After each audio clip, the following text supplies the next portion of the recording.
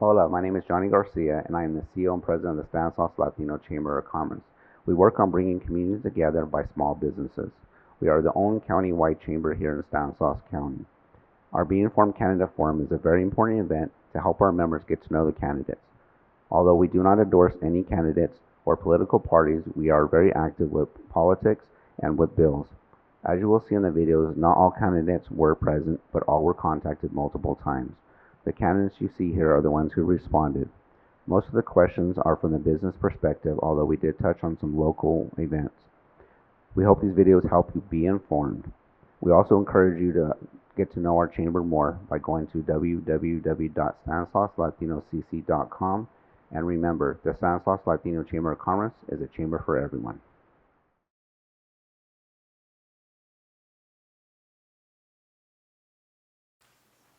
All right, well, good afternoon, everybody.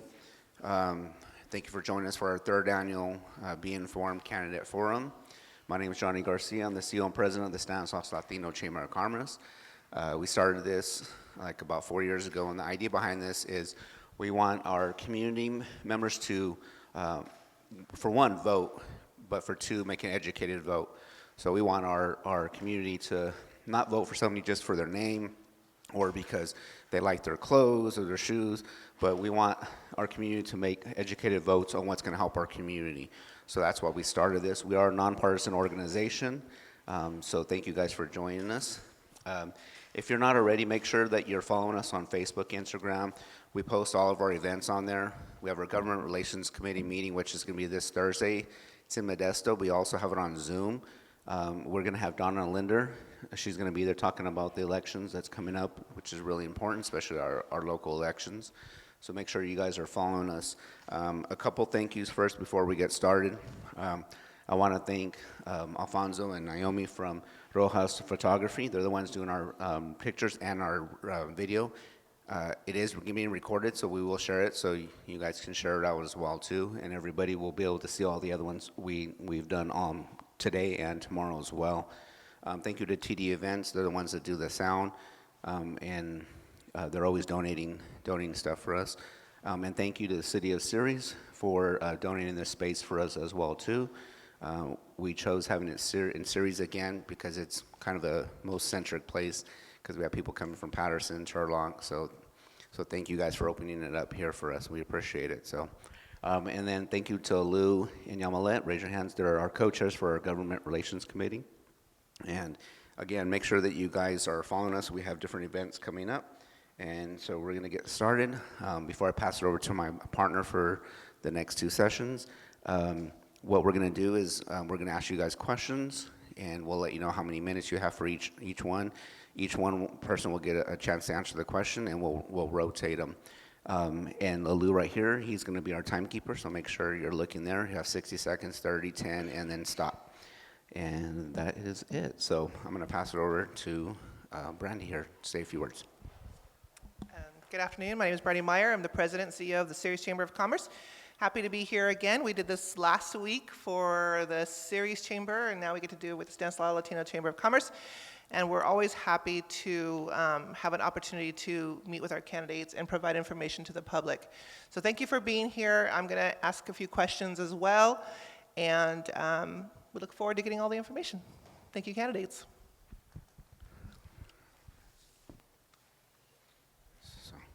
All right, so first question is going to be opening remarks. So you're going to have 3 minutes, and we're going to start from Mayor Lopez, and we'll work our way over. So Mayor, 3 minutes, introduce yourself, and opening remarks. Good afternoon, everybody. My name is Javier Lopez, currently the mayor of the city of Ceres. I'm running for re-election. I've been here since I was 5 years old. My family comes from Jalisco. My mother actually worked at the Honor Farm in front of Ceres High when she was a young girl. And she told me the story about how she felt that Ceres was such a beautiful place, and the only store that they had at the time was Kmart, which was something that I felt that was unfortunate that closed down when it did. I actually, for almost 20 years before I ran for office, I worked as a fire suppression technician in the Bay Area. And when I ran for office was right about the time that we entered the pandemic. So it was a very difficult time for everybody. I felt that it was an opportunity for me to make some positive changes in our community, and I felt that we have had that opportunity in the last 4 years to do so. Currently, I'm also a business owner. I own a business in Salida, California, but also our headquarters is in Ceres. We have a fitness company, we have a gym, it's open 24/7. We actually started Hammer Gains in 2015, and we opened up our first physical location in 2020.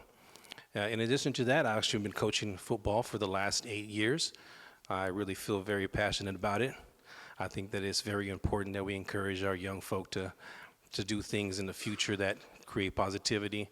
And I've seen these young men and women go through some ups and downs, and I felt that it's great to have been there and help them and see them graduate and go off into the real world. Besides that, one of the biggest reasons why I felt that it was important for me to run for re-election is to continue the growth that the city of Ceres has done in the last 4 years with myself and the council. Looking forward to the next 4 years. All right. Thank you, Mayor. Rosalinda? Good evening or afternoon. My name is Rosalinda Vieira. I'm also running for mayor. I'm currently a councilwoman here in the city of Ceres. Now, when it comes to some of my educational background, I do have a master's degree in business administration. I have a bachelor's degree in business with a minor in human resources.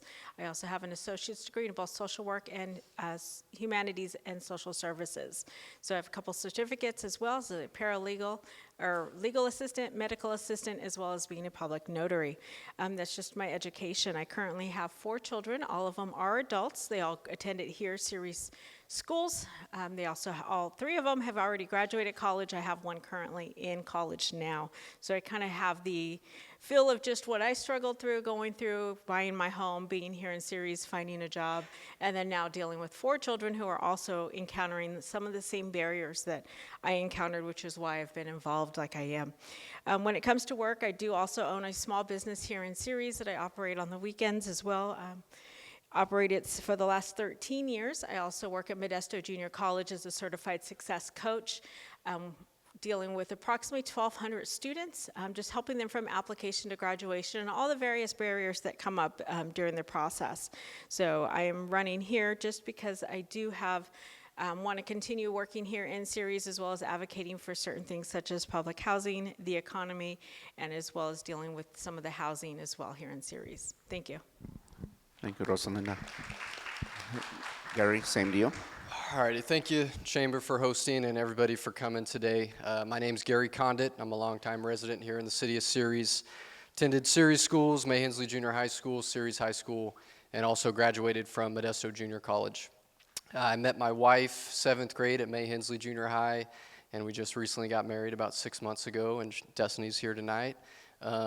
Also, I'm fully employed at the Stanislaus County Sheriff's Office as an analyst, work in the public relations unit, dealing with press releases, critical incident videos, and social media.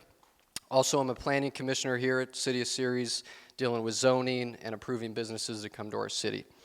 You know, to tell you the truth, I was not planning on seeking this office at all. A couple months ago, did not think I would be standing in front of you today. But I think if we all look, for you, those who live in Ceres, if you look in your hearts, you know we face challenges. Public safety, the beautification of our city.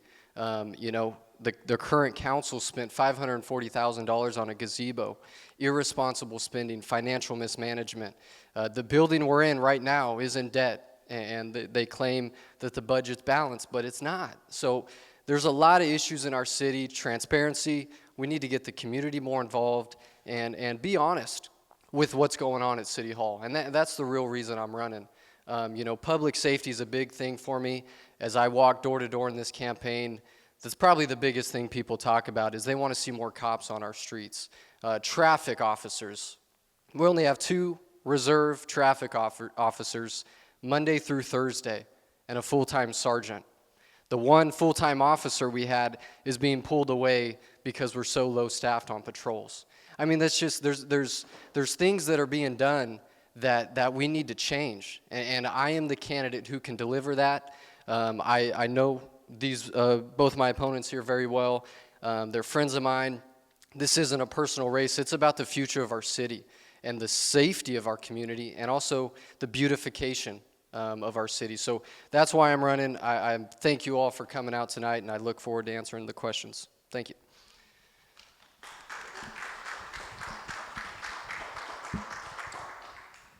Okay, candidates. The first question we're going to do in this order. It's going to go Rosalinda first, then Gary, and then Javier. And you will have 2 minutes to answer this question. The city of Ceres has faced challenges in balancing its budget over the past 3 years, only achieving balance through the significant use of the city's reserves. Do you view this as a negative or a positive, and what will your stance be on the use of reserves moving forward? Rosalinda. Thank you. When it comes to balancing the budget, I think it's very important. We do have to live within our means, so whether it's at home or whether it's at work. The ARPA funds were specifically set to help cities that were dealing with financial shortcomings due to COVID. Their economy did slow down. We're currently dealing with the slowdown now.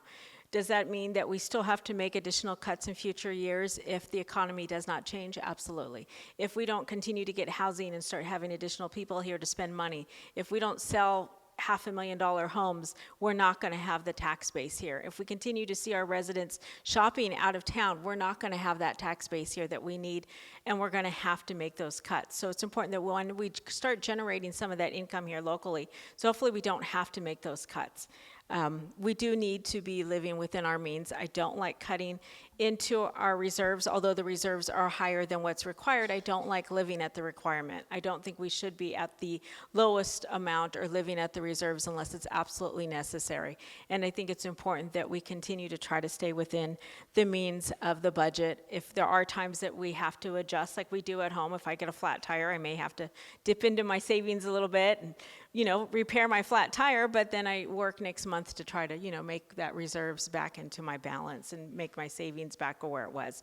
So, those are kind of things that we have to make in those decisions that we make here in Ceres. But absolutely, I want to continue to try to have our budget balanced and continue to try with, encouraging our residents to shop locally, businesses here, help them open and maintain and be safe, as well as continue to work on our housing and bring in more residents here so they continue to shop local as well. Thank you. Oh, it's you. All right, great question. The budget this year was approved on a Tuesday at 9 a.m. with hardly any public participation. We need a transparent process so folks can know where their money's going. I think that is the right thing to do. But having a balanced budget is very important. And the council likes to say the budget's balanced, but it's not. Again, the building we're in right now is in debt according to city staff, and it's not reflected in the budget.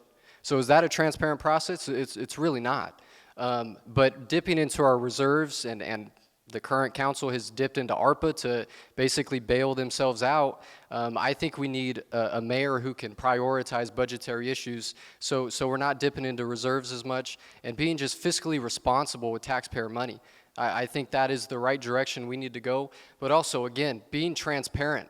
And it's your money. It is the residents' money, and we need a transparent process.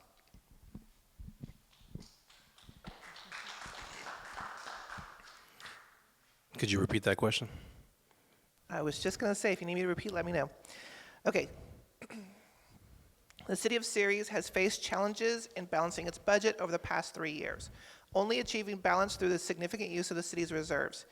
Do you view this as a negative or a positive, and what will your stance be on the use of reserves moving forward? When I came in as the mayor, I was happy to see that we actually had a very healthy, balanced reserve.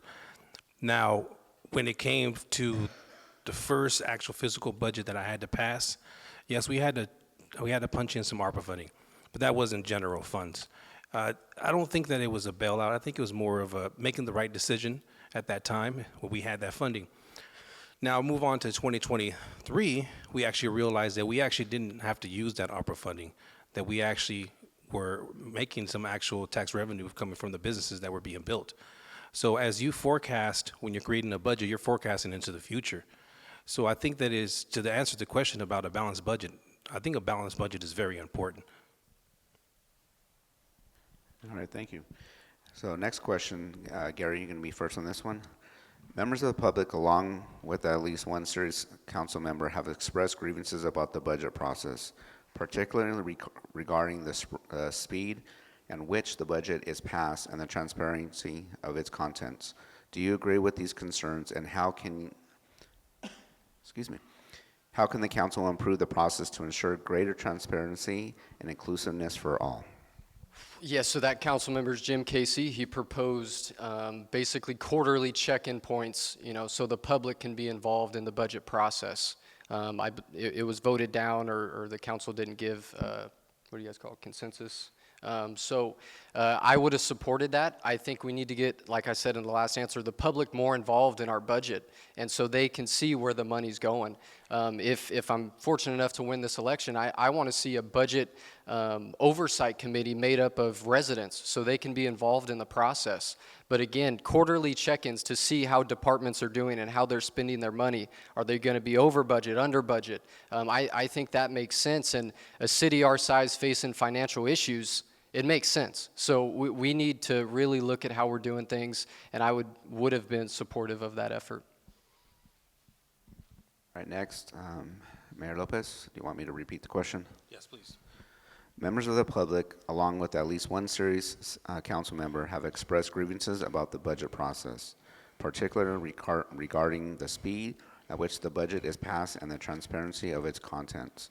Do you agree with these concerns, and how can the council improve the process to ensure greater transparency and inclusiveness for all?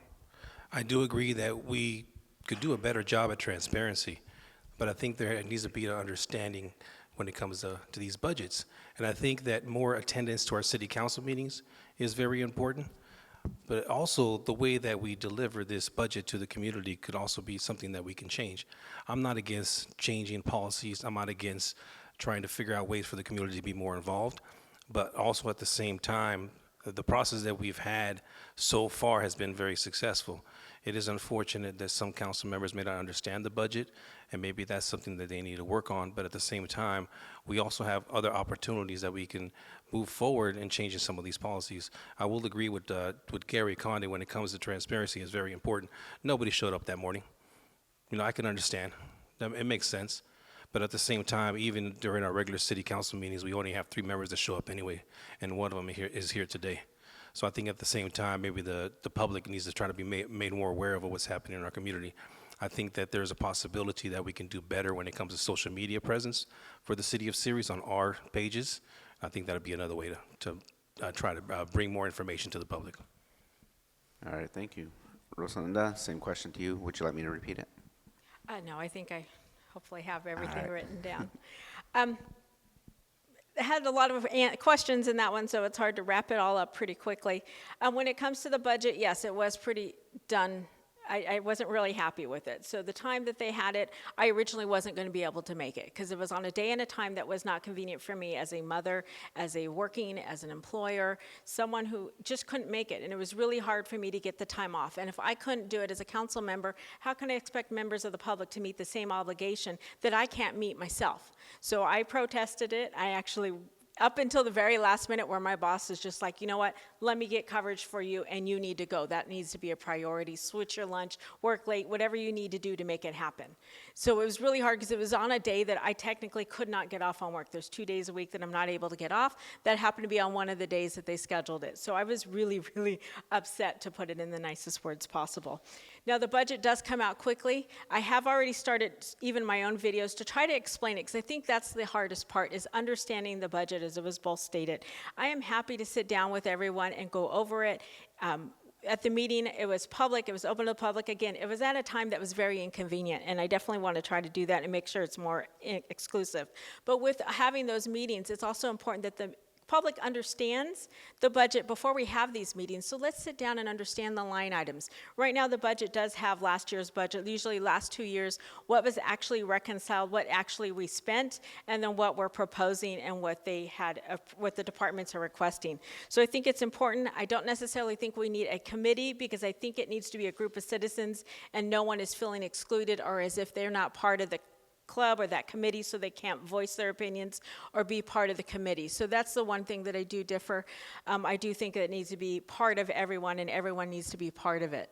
Thank you.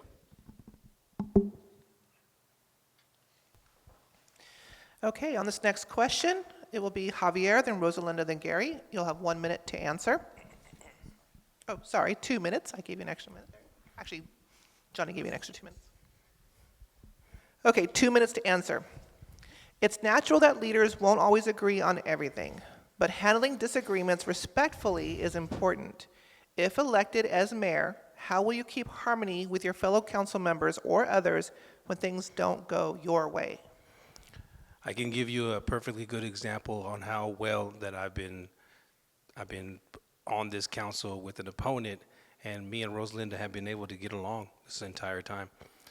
Yes, it was a little uneasy, but I realized that she's just as passionate as I am for the city, and there's a lot of work to get done. So that should be an example for anyone who has ever put in that position, that sometimes you may disagree with your, I'll call them classmates, your council members, but at the end of the day, they're making the decision based on their opinion and also what they want to see for the community.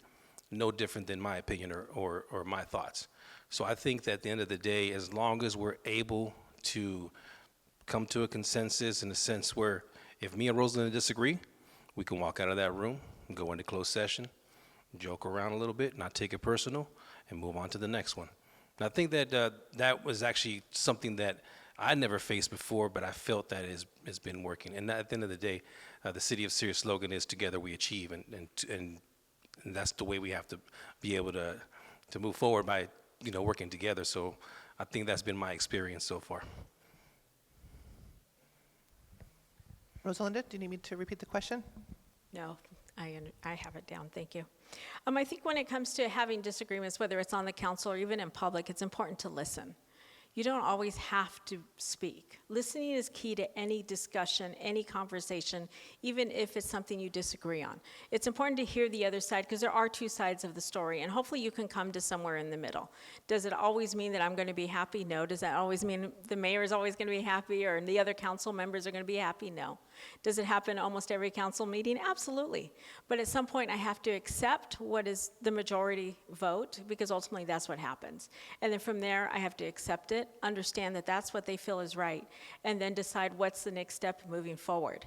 I can still advocate for what I feel, but I'm not going to stop progress because ultimately that's what's most important. The best progress that majority feel in Ceres, and that's what I need to do. I need to listen. I need to make sure that I'm listening and understanding their concerns and still addressing them even if it's not necessarily the same concerns that I have as in that position. So ultimately, being respectful and listening is most important, and not using or getting emotional in a lot of those decisions and words and discussions, and making sure you're taking signs and making sure everyone's being heard and listened to. Thank you. Okay. Gary, do you need me to repeat the question? No, I think I'm good. I would just echo what both Mr. Lopez and Ms. Vieira said. Anybody seeking to run for council or mayor, they care about their community. Mr. Lopez and Ms. Vieira care about Ceres, and so do I. That's why we're doing this. And certainly, when you're on the dais making decisions, things shouldn't be personal. It's about ideas, policies, what you believe in, and what you believe is right for the residents in our city. With that said, I think, disagreement and conversations are good. We need differing opinions and everybody to kind of have a seat at the table and express their opinions. We certainly, shouldn't do everything the city manager says we should do. We should question him, question city staff, make sure they're being, diligent in their job. But having a dialogue is very important, asking questions. But again, nothing should be personal. It's all for the betterment of our city. All right, thank you. So next question, we're going to start with you, Rosalinda. What do you consider the top issue or issues for Ceres, and how do you plan to address them?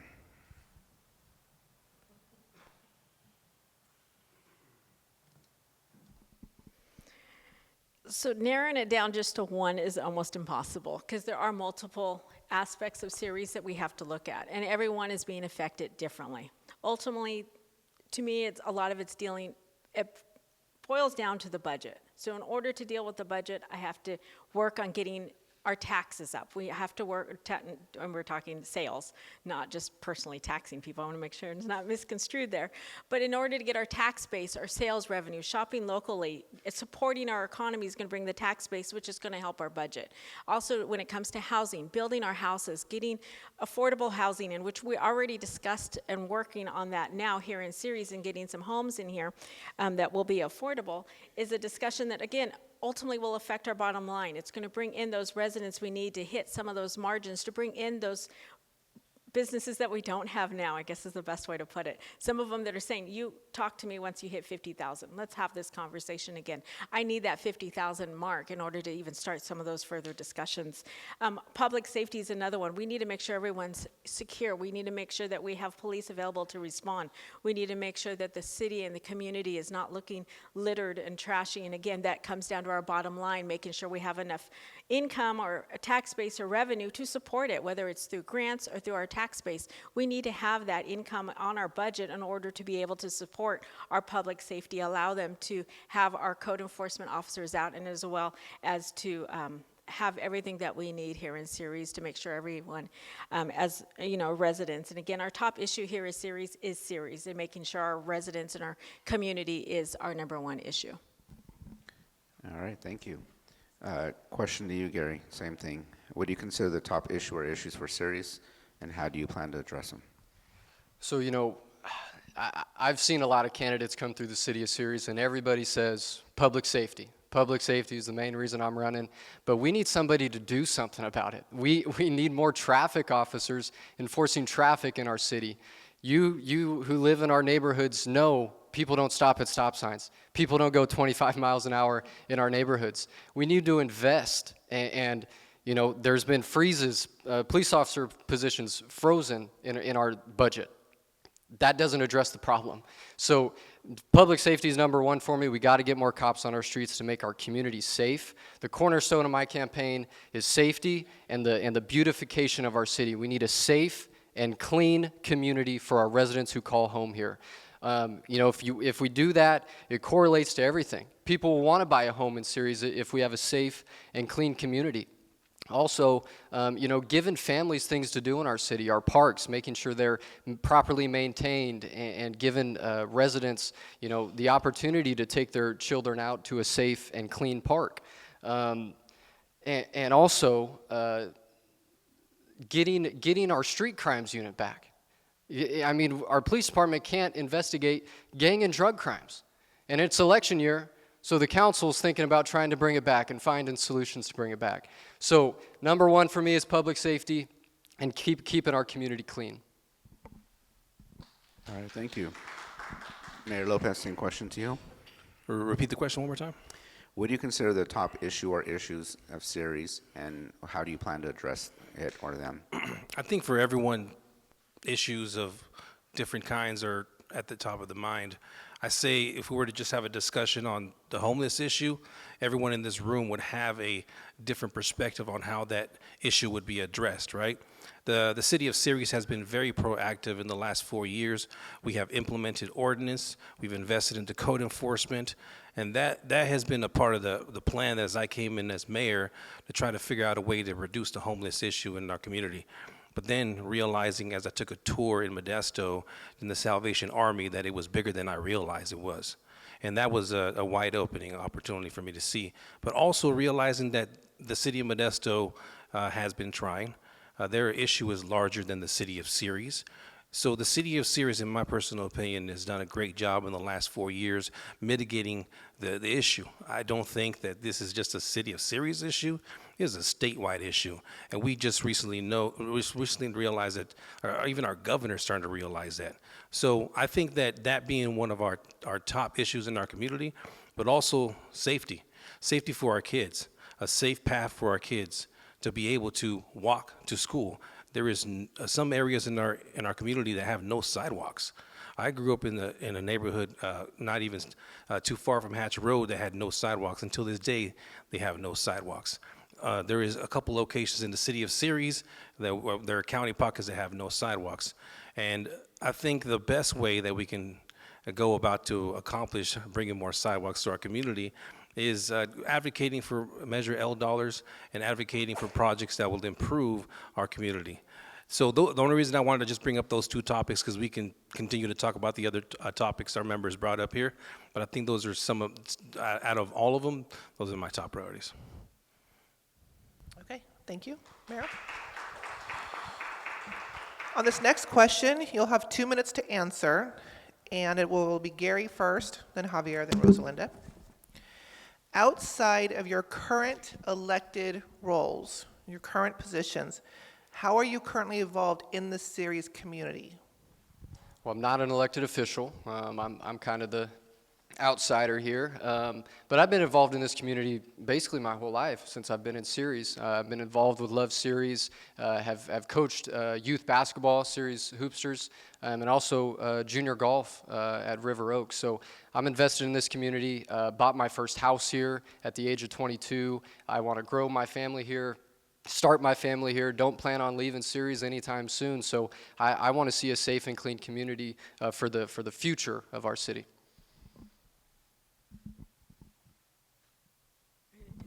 Okay, repeat the question one more time. So outside of your elected roles, Yes. in your current positions, how are you currently involved in the Ceres community? Well, I mentioned earlier that I coach. I think that coaching for the last 8 years has given me an experience of a lifetime. I ran into kids who I thought the only thing that my job was to do was to coach them and prepare them for a football game. But realizing some of these kids come from single-parent homes, and I didn't think that I had to deal with certain things that I've dealt with. But there's been times where me and my wife talked about helping young kids who had no place to go. I think that being a coach is more than just coaching, but it's also mentoring. When I was growing up, my father and mother taught me to make sure you always did the right thing. But not every child in our city has a mother and or a father. So I think that that's just been my way of giving back to the community prior to even being an elected official. At the end of the day, I consider myself a public servant, someone who cares about this community. Once I actually had like the financial ability to help, I decided that in that way I would be able to help the underserved community. So I've been able to donate to both the Ceres High and Central Valley and several other organizations in the last 4 years. I think that is a blessing, and for anybody in this room, if there's always an opportunity to give back, you have to do it. Thank you.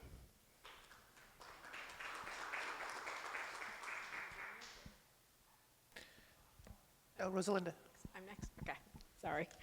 I couldn't remember. So, would you like me to repeat the question? No. Okay. Thank you.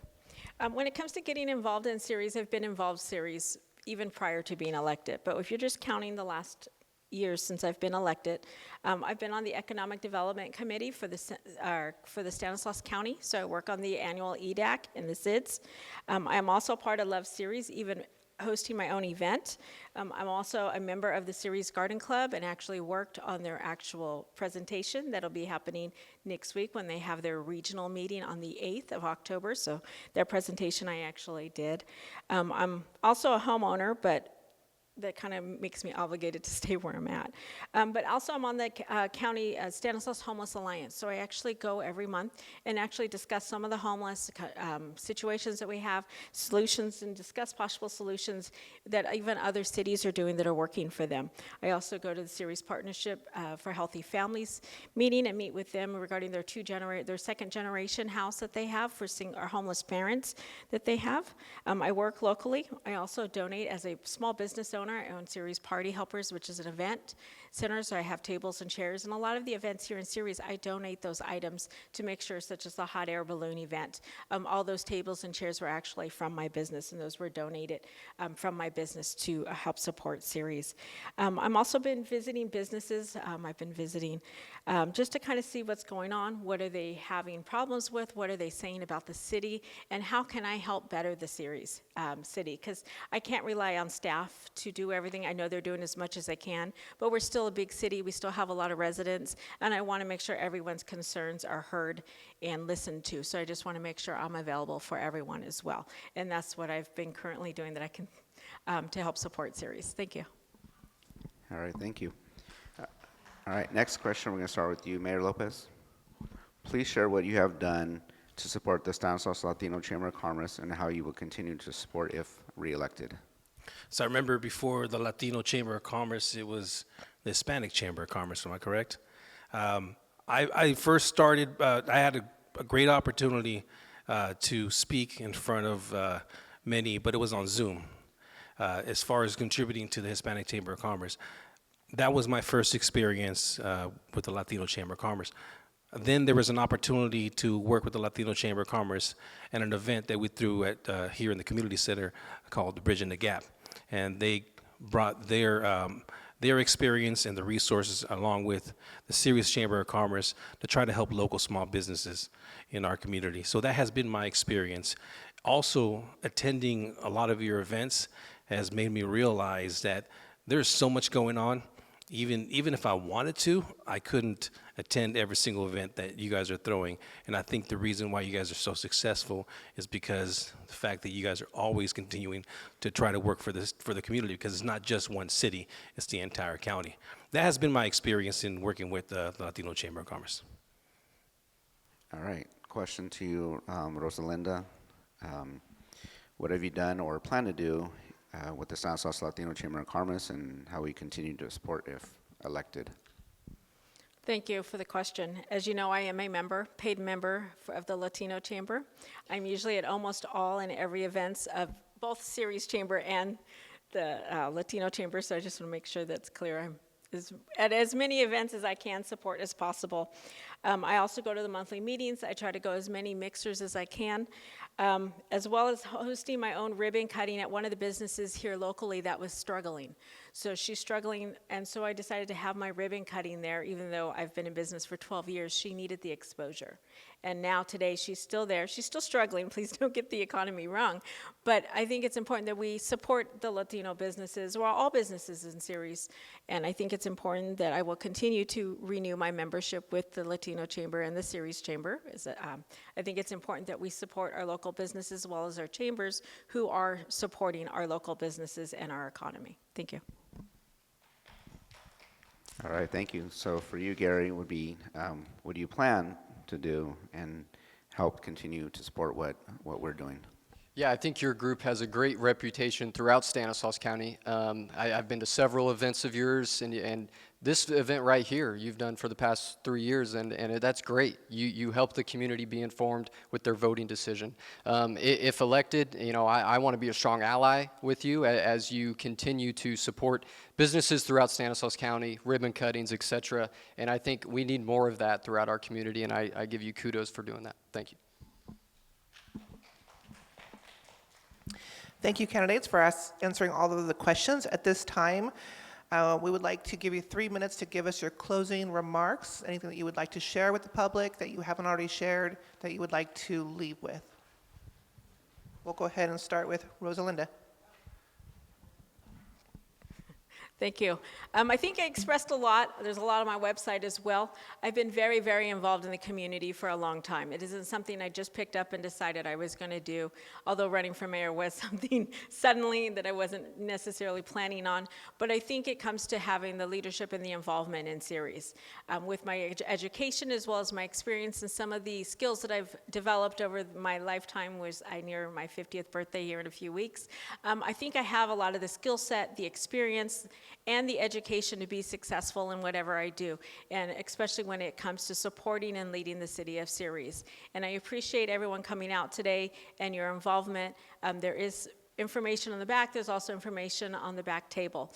And I appreciate you guys. Again, I won't repeat everything you've already heard, but I appreciate your time and attention today. All right, I want to thank the chamber once again and all of you for coming out. I'm the candidate of change. I think we need a fresh leader in our city who can bring something new, something different. Again, the gazebo, $540,000 for a gazebo. Police officer positions frozen. the council was trying to increase rates on families to put their kids in youth soccer. They're going to do that to CYB here pretty soon, too. We need a new leader, folks, and that's why I'm running. I'm the candidate of change. I'm going to hold mobile office hours throughout our city each month so you all can come and talk to me directly. Our mayor held his first town hall in 4 years. I'm going to be proactive. I'm going to get the community involved, and I will always do what's right for our city. I promise you, and I'll always tell you the truth and be transparent. That's the kind of leader I will be. I'll stay a couple minutes after if anybody has any questions for me. And if you have questions, my phone number is 209-683-9981. Thank you again for coming.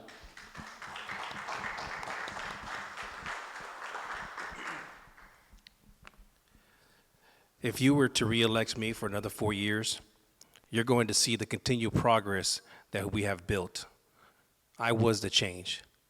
I was the change during the pandemic, and we have accomplished so much. But this is the key word. We have accomplished so much together. We cannot do this alone. I have not been able to do this without your support. I have not been able to do this without city staff, and I have not been able to do this without the city council. In the next 4 years, you're going to see growth on the other side of Mitchell and Service Road. You have Copper Trails, a project that could possibly bring over 6,000 homes.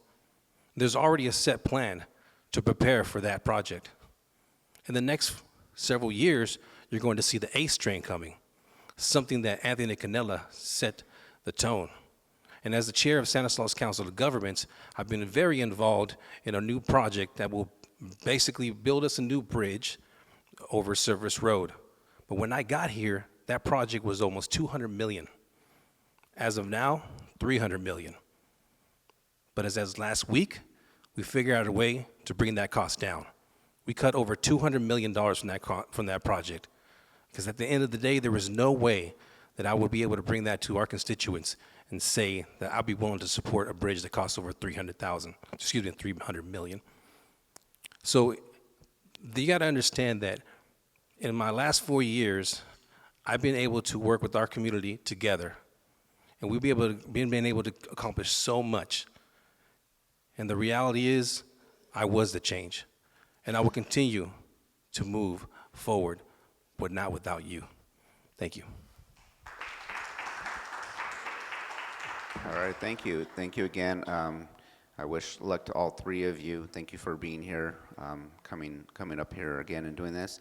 After a couple words, I'll stay up there and we're going to take a couple pictures. So again, thank you guys for all joining us as well. To make sure you're following us, we'll be posting the videos and sharing the videos. Thank you to Ceres again for opening this up. Thank you for Rose Photography. And thank you, Brandy, from the Ceres Chamber for joining us. Good luck, and thank you guys.